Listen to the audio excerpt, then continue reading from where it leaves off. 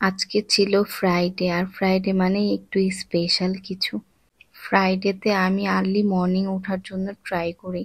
সকালে উঠেই বারান্দায় গিয়ে দেখলাম বৃষ্টি হয়েছিল, আর এটা আমার অনেকদিন আগের একটা ডেইলি ব্লগ আজকে আমি তোমাদের সাথে শেয়ার করছি।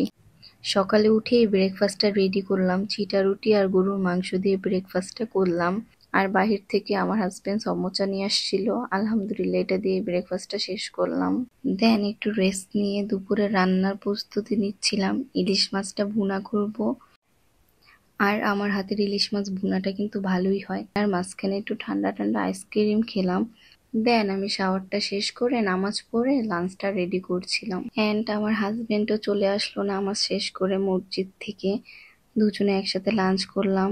দেন মুভি দেখতে দেখতেই লক্ষ্য করলাম আজকে বাইরে অনেক সুন্দর একটা রোদ উঠেছে।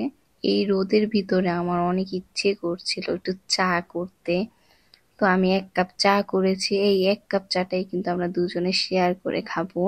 আর ফ্রাইডে উনি বাসায় থাকবে আর আমি বের হব না, এটা কি সম্ভব কখনো? রেডি তো হয়ে বের হয়ে গেলাম, কিন্তু ভাবছিলাম কোথায় যাওয়া যায়। তারপর আমার বাসা থেকেই কাছে দিয়াবাড়ি থেকে একটু ঘুরে আসলাম। আর এখানে অনেক নিরিবিলি একটা পরিবেশ ছিল, সাথে একটু ঝালমুড়ি খেয়ে নিলাম। বাট আজকের এই ঝালমুড়িটা আমার কাছে ভালো লাগেনি এতটা।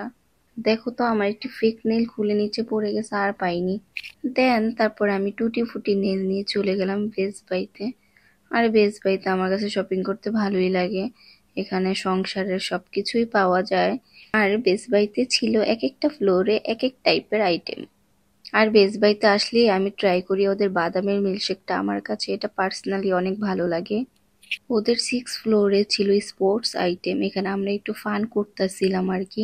আর আমি কি কি কেনাকাটা করেছি বেস্ট বাই থেকে এগুলা সব নিয়ে আমার আরেকটা লং ভিডিও থাকবে।